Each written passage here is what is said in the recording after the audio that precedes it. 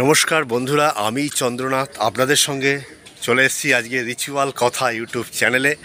আজকে এই মুহূর্তে আমি দাঁড়িয়ে রয়েছি উত্তর চব্বিশ পরগনা জেলার ব্যারাকপুর সাব ডিভিশনের অন্তর্গত পানিহাটি পুরসভার বারোমন্দির এলাকায়। সুকচর বারোমন্দির আপনারা জানেন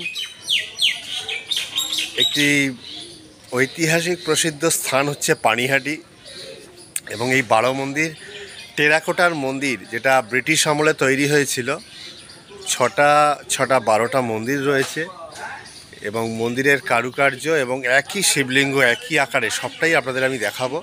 আপনারা চলুন, আশা করি আপনাদের ভালো লাগবে। সবকটা মন্দিরের ভেতরে আমি ঢুকতে পারবো না, তার কারণ হচ্ছে প্রতিদিন দুটো শিব মন্দিরে পুজো হয় এবং এই দুটো মন্দির সারাক্ষণ বন্ধ থাকে। যখন পুরোহিত মশাই আসেন তখনই মন্দির খোলা হয়। দেখুন মন্দিরটা বন্ধ, এবং ঠিক এই মন্দিরের উল্টো দিকেই দেখুন, আমি ক্যামেরাটা ঘোরাচ্ছি, ওই দিকে দেখতে পাচ্ছেন, ওই দিকেও যে মন্দির রয়েছে ওই প্রথম মন্দিরটাও বন্ধ। আমি আপনাদের দুটো মন্দিরই দেখাবো, এবার 12টা মন্দিরই দেখাবো, কিন্তু প্রথম দুটো মন্দির বন্ধ, এখানে পুজো হয় রেগুলার।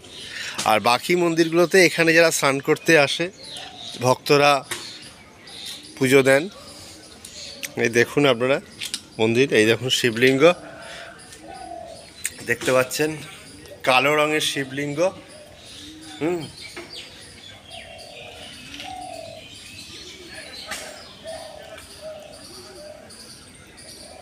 রক্ষণাবেক্ষণের অভাবে মন্দিরগুলো প্রায় ভগ্নপ্রায় অবস্থা।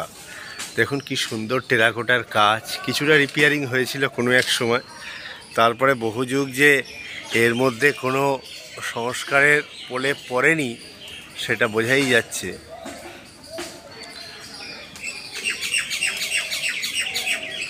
দেখুন টেরাকোটার কাজ, এই টালি, এগুলো সব টালির আকারে পরপর খাঁজে খাঁজে এগুলোকে তৈরি করা হয়েছে, এবং তার পাশের ডিজাইনটা দেখুন খোপ খোপ করে।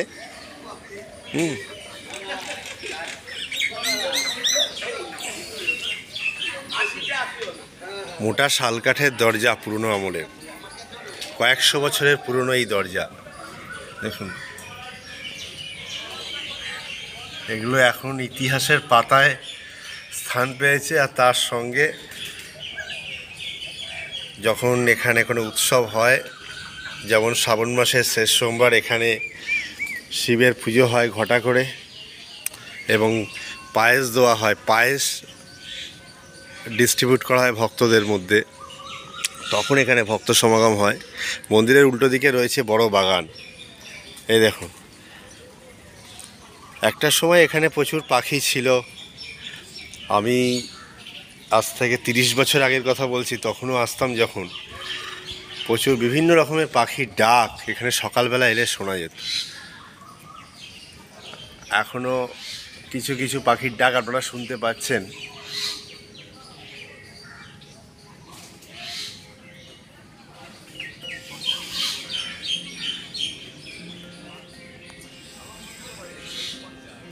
কিছু কিছু মন্দিরে মেনটেনেন্স হয়েছে এবং সেটা না হওয়ারই মতো।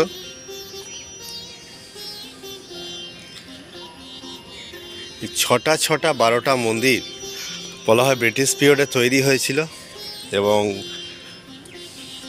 সেই সময়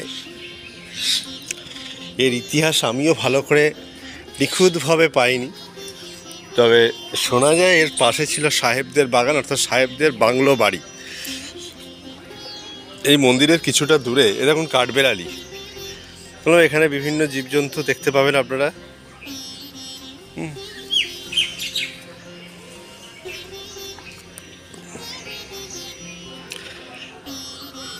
বলা হয় সাহেবরা নাকি কোনো এক সময় এই মন্দির তৈরি করেছিলেন, এবং এর কিছুটা দূরে রয়েছে সাহেব বাগান। এই সাহেব বাগান পরবর্তীকালে নাকি কলকাতার মল্লিকদের সম্পত্তি ছিল, তারাই কিনে নেয় আর কি। তো এখন ওই সাহেব বাগান জায়গাটি খেলার মাঠ হয়ে গেছে, এবং এই মন্দিরগুলো এলাকার লোকেরাই পুজো দেন।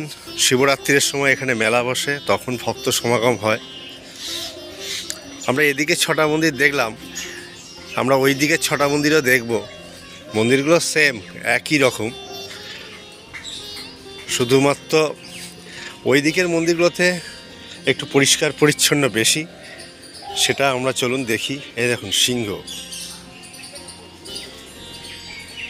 চলুন আমি সামনে থেকে আপনাদের সিংহটা দেখাই, ভালো লাগবে।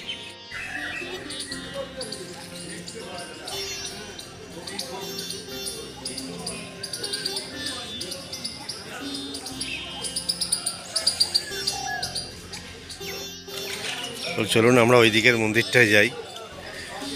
ওই দিকের মন্দিরে মনেই হচ্ছে কদিন আগে কোনো অনুষ্ঠান হয়েছে অথবা হবে এই জায়গাটায়। এটা আগে ছিল না এই ছাউনিটা।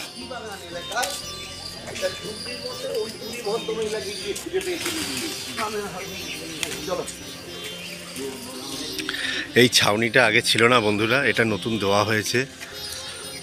লোহার স্ট্রাকচার করে এই ছাউনিটাকে দিয়েছে, কারণ এখানে অনুষ্ঠান হলে জল পড়ে, ভক্তরা বসতে পারে না। শ্রাবণ মাসের শেষ সোমবার যেমন এখানে অনুষ্ঠান হয়, শিবের বড় করে পুজো হয়, তার পাশাপাশি আপনারা দেখবেন শিবরাত্রির সময় এখানে খুব বড় করে অনুষ্ঠান হয়। এই দেখুন শিবের বাহন, ঠিক শিবের মন্দিরের উল্টো দিকে শিবের বাহন দেখছেন। দেখুন এই দিকে 6টা মন্দিরের সামনে শিবের বাহন, ঠিক উল্টো দিকে যে মন্দির আপনাদের দেখালাম সেখানেও দেখুন 6টা মন্দির, তার সামনে শিবের বাহন। এই মন্দিরের থেকে নেবেই এই গঙ্গা। গঙ্গার ঘাটে নামার আগে বড় সিংহদুয়ারের মতো দরজা, এইগুলো দিয়ে গঙ্গায় প্রবেশ করতে হয়। দুর্গাপুজোর সময় পানিহাটি বা খড়দা এবং এতদ অঞ্চলে বারাসাত, মধ্যমগ্রাম, সেই সব জায়গা থেকেও ঠাকুর আসে এখানে ভাসান দিতে।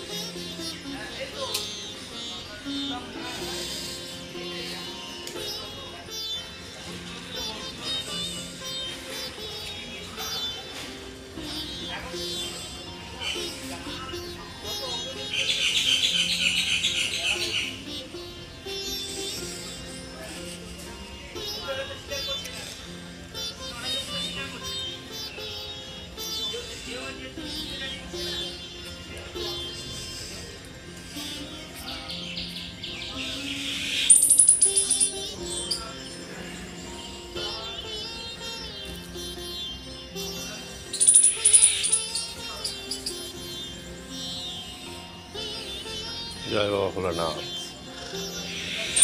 জয় বাবা ভোলানাথ, জয় শিব শম্ভু।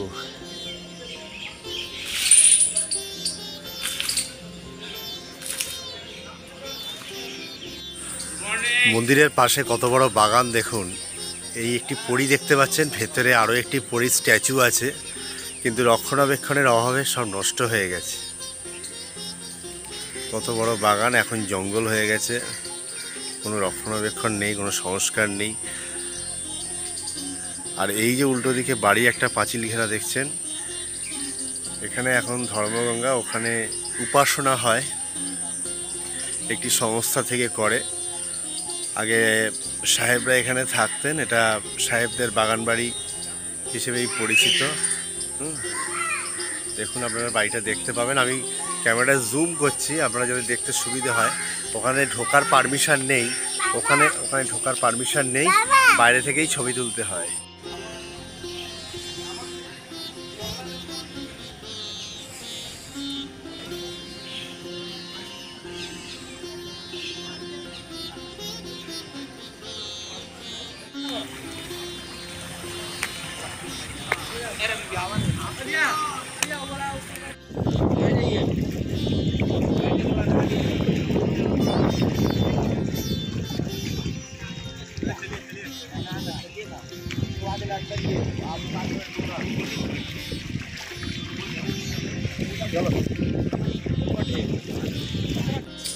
এই যে মন্দির দেখালাম আপনাদের, বারো মন্দির, সুকচর বারো মন্দির আপনাদের দেখালাম।